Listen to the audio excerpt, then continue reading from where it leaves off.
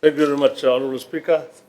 I thank you for giving really a lunch break so that I could prepare further uh, and, uh, and do some maro later in my speech.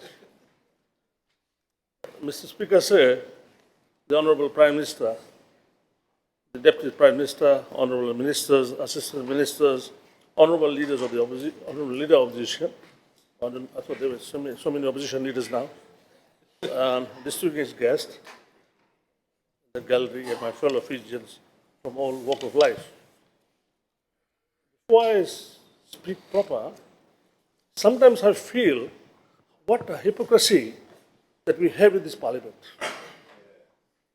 First of all, when our Honourable Excellency is now the President, when he was voted to become a Speaker, we had opposition from that side.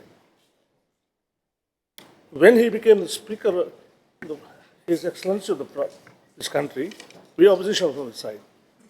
Now, the speech says, Your Excellency,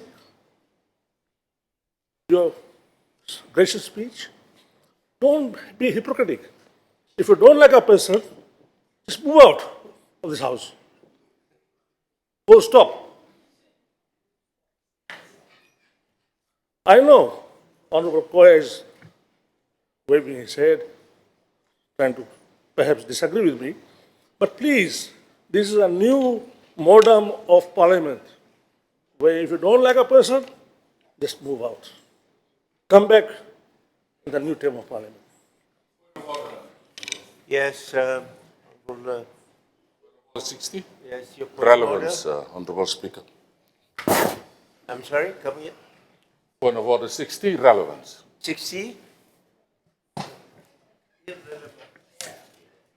Relevant. Honorable Minister, can you explain your observation is relevant or not, according to this? Mr. Speaker say is very relevant. If you don't like a person, don't be hypocrisy. Don't be hypocritical in this Parliament. I'm sorry, Minister, let me take. Are you referring to the Honorable the Excellency? That's right, sir.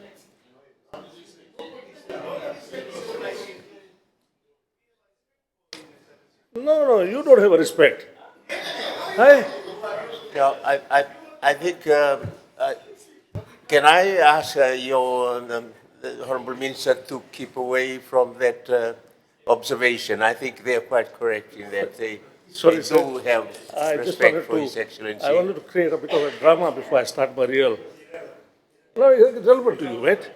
Anyway, coming back to Right, Honourable thank Speaker, you. say we have several speakers here who have talked about the cost of living. The country is going through out of the roof. 16 years of Fiji first. You don't talk about it. Do you know or do you understand how do you understand how it works in this country? How the prices of goods work in this country? Come on, listen. Sir, what happens in this country is this. We are the receivers then in this country. We only have a small ratio of our own resources. By majority, our imports come from New Zealand, Australia, Malaysia, Singapore, India, Thailand. Even whatever we manufacture in this country, our raw products are 75% imported. So, how do we control our goods cost? We don't have our father's factory sitting there in Thailand. They give us the price. We have to be dictated by that. And even today, when this Iran-US war has started, Ukraine-Russia war started, we don't have control. We are the receivers end. So don't blame us that the prices of goods have increased here because of Honorable Rambuka's government. Because I'll tell you what, even the government changes tomorrow, you will not be able to change the prices. So don't mislead this country and the consumers in this country that because of us, the prices go up. Sorry? VAT free? You want VAT free? Then your salary won't be paid. If you want VAT free, your salary will not be paid. Now coming back to another issue. Don't mislead the consumers, because you guys got no ideas how the business of this country is run. In particularly, how the supermarkets operate. Do you know what is the GP of a supermarket? Come on, you look at the side. Mr. Speaker, say. Now, let me just have a general warning to everybody. When you don't speak directly to one who's, you speak to the chair, right? So observe that, please. Carry on, Minister. So, Honorable Speaker, to run a supermarket, of course, I come from a supermarket business, I declare my interest. You run a supermarket in this country, you know what is the gross profit of the business? Can anybody in the opposition give me a number there? Yes, point of order. Point of order 60, again on relevance. He's talking about going to the supermarket. Right, it's a similar issues that I had, that was raised in respect of. Unfortunately, you have to link whatever you are talking about to His Excellency, the President's address. If he was talking about cost of living, then the issue on supermarket is relevant, right? So proceed, please. Thank you, Mr. Speaker. Say, the honourable member doesn't know that they were talking about inflation. I'm coming to the point.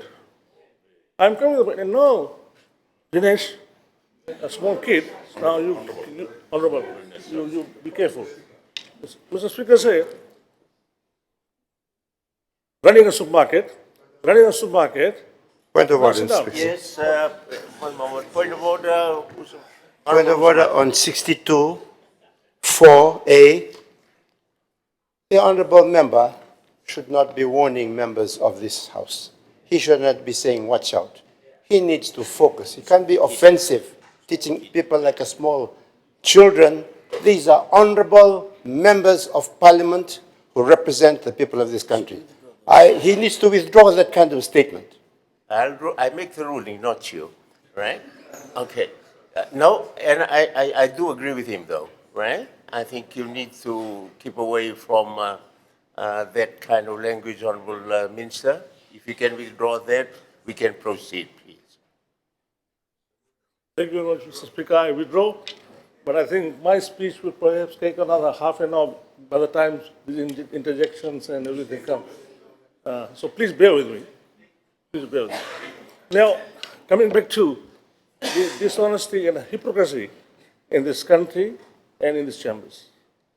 When we had submitted, the government had submitted about the salary increase, Parliament. We had the opposition opposing it. The opposition members of G11 were with us, and I thank them because they came very honestly to vote for us. And G15 opposed it, and what they did, they opposed here, they went in the urban, in the perimeters, and the settlements, and the villages to say, oh, we oppose this salary. From 50,000 salary, they go to 90,000. But they were then opposed, voted against us, but yet they collected their salary. I want this whole nation to know the dishonesty of the highest order of these people. Right? Well, I'm talking about them, about you Honourable guys. Sharma, But please. One moment. Honourable Sharma, I have warned you, right? You don't talk directly to the Speaker. Thank you. Thanks, Mr. Speaker. I'm saying, Mr. Speaker, these are few things. This is not election campaign stage, but I want the whole nation to know what they say in Parliament and what they say outside. If they were honest, they would have told the ministry to say, look, we don't want 40,000 more. Please divert that money to the destitutes. Please divert that money to the poor. No, they are collecting it. Look, Honorable Speaker say, I don't want to say NFP or what, but I'm talking about the G15, the dishonest bunch of honorable members.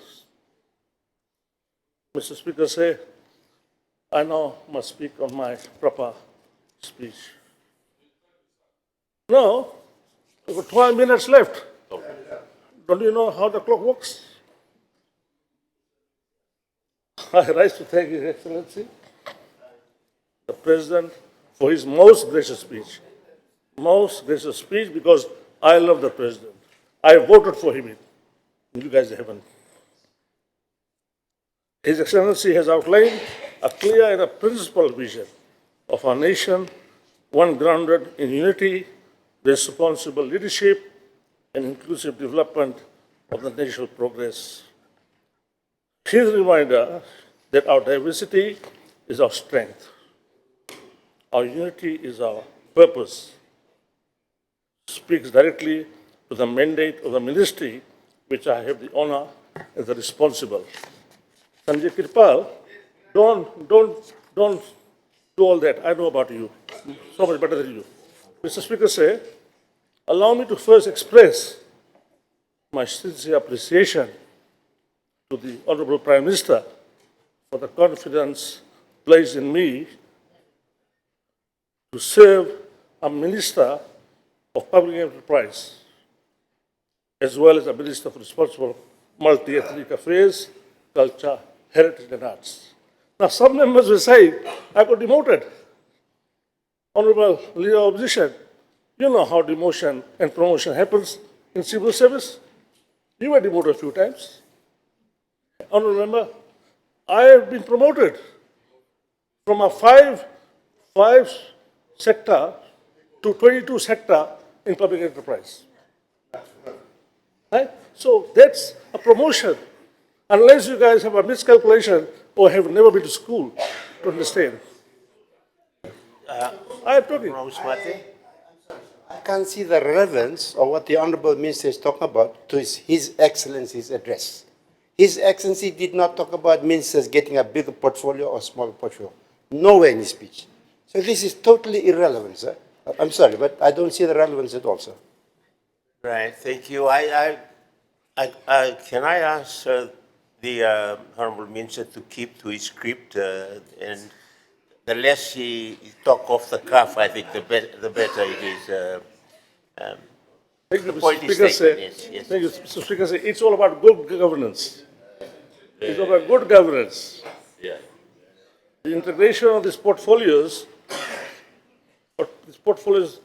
represents a unique opportunity to strengthen both the social and the economic pillars of our national development. On one hand, we must nurture unity, cultural identity, and social cohesion across our diverse communities. On the other hand, we must ensure that our state-owned enterprises operate efficiently, responsibly, and sustainably in support of our national economy. Mr. Speaker, sir, the Multi-Ethnic Affairs Ministry of Culture, Heritage and Arts translates a vision of unity into practical action. Social cohesion does not happen by chance. It must be nurtured through inclusive policies, community engagement, and respect of Fiji's cultural diversity. Mr. Speaker, sir, the work of the ministry is therefore grounded in strengthening the bonds that unite our people while promoting our culture, heritage, and arts, and ensuring that every Fijian, regardless of ethnicity, faith, or background, feels respected, valued, and included in the national journey. One of our key instruments for achieving this objective is multi-ethnic grants program. Mr. Speaker, sir, This year, the allocation has increased to $2 million, representing an increase of $700,000 from the previous financial year. The response from these communities is overwhelming. Last year, the ministry received 312 applications, of which 202 community-based organizations were supported. This year, the application has increased to significantly 1,074, demonstrating both the growing needs of our communities and the trust they continue to place in the government's program. Don't worry. Currently, my ministry is processing 542 approved applications under this program. Just last week, I was in Western Division where I had the privilege of personally distributing 84 recipients in the southwestern region. Furthermore, the reflecting government's commitment is to ensuring that support reaches communities across the country. Through these grants, communities have undertaken projects ranging from water, bowl systems, accessibility of improvements, community infrastructure, cultural, educational initiatives, solar installations, and facility upgrades. Mr. Speaker,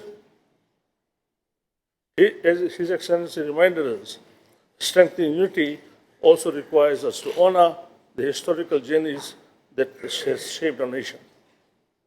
The ministry therefore continues to advance initiatives related to Gurmit legacy. This year, the national commemoration will be held under the theme of Roots to Wings, carrying the Gurmit flame forward. As my Assistant Minister had given the invitation, I also forward the invitation to your good self and the entire Parliament to please be with us on the celebration day. The national event will take place at Rabitukampa Park in Asori on 15th of May, with supporting events planned for Lotoka and Lambasa. In addition, the ministry has commenced a digitization over the Gurmit 60,000 records, creating a searchable national database that allows descendants to reconnect to the inheritance with better understanding of the history that shaped modern Fiji.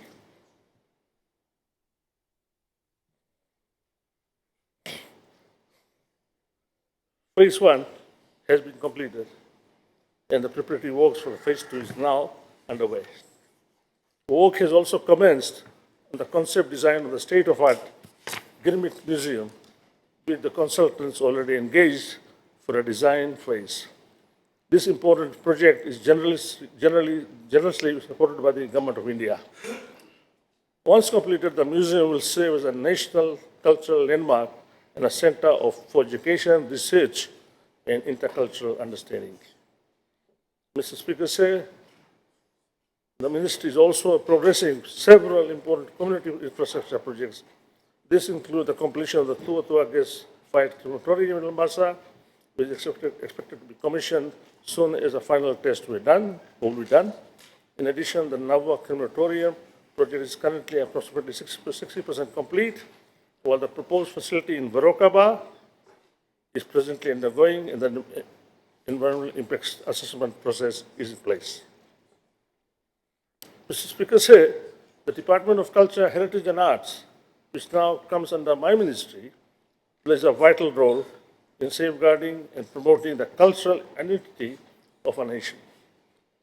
Culture and heritage connect the wisdom of our ancestors with the aspiration of a future generation.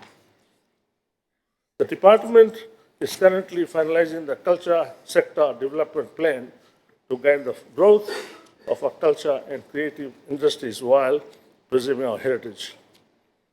Mr. Speaker, this coalition government also has endorsed the first ever Fijian national cultural policy after more than 2 decades of development.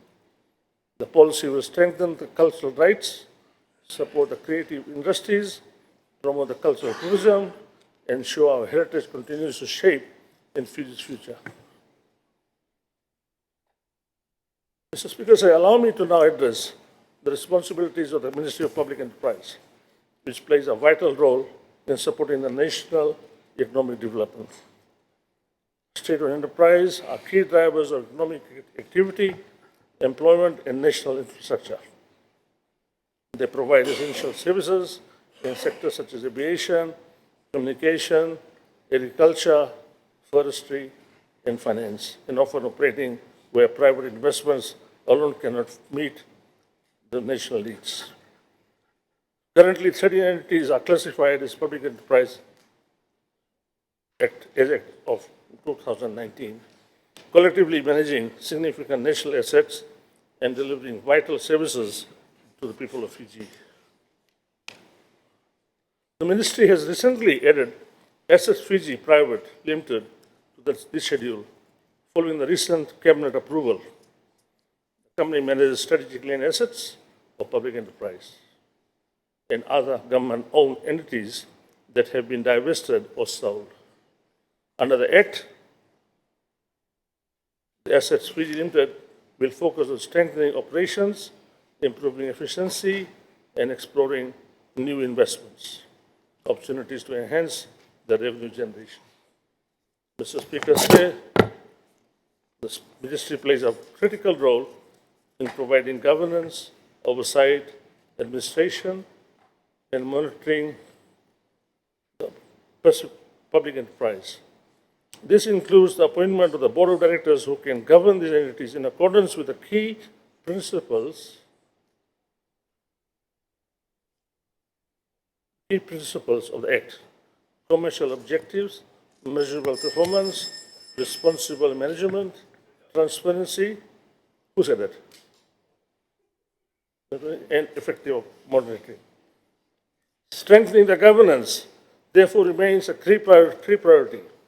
The ministry will continue implementing the merit-based selections and appointment process for the board of directors, ensuring that qualified professionals with appropriate expertise serve on these boards. To further strengthen accountability, the ministry is also developing a director's evaluation framework to assess performance and effectiveness of the board members and identify areas of improvement. In addition, the ministry will continue to reviewing the business plan statements of the corporate intent of the public enterprise to ensure alignment with the national plan of 2025, 2029, and 2050. Public enterprise will also require to submit the table the annual reports timely manner, reinforcing transparency, accountability to the cabinet, parliament, and the people of Fiji. Mr. Speaker, another important focus area is sustainability. The ministry is encouraging public enterprise to integrate environmental friendly, sustainable, and socially responsible practices into their operations. For example, Fiji Airports is progressing to plan a 3.5 megawatt solar farm at the Nadi International Airport, which will reduce the reliance of the national grid and support Fiji's renewable energy transition. The company also expanded the use of electric vehicles within this operation. Similarly, the Food Processors Fiji Limited is exploring the development of a 10 megawatt agrivoltaic solar farm at Batiri in Manolevu. Combining solar energy production with agricultural activities to enhance both energy sustainability and agricultural reliance. Mr. Speaker, the ministry is also undertaking to work to examine potential reforms with agro-based public enterprises. These reforms aim to improve operational efficiency, strengthen financial performance, encourage innovation to reduce long-term reliance on government support. Options papers are currently being prepared to assess the most appropriate reform pathway for each entity. In addition, this government is progressing amendments to schedule of one of the Higher Salaries Commission following the cabinet approval earlier this year to include 8 additional entities within the Commission's oversight.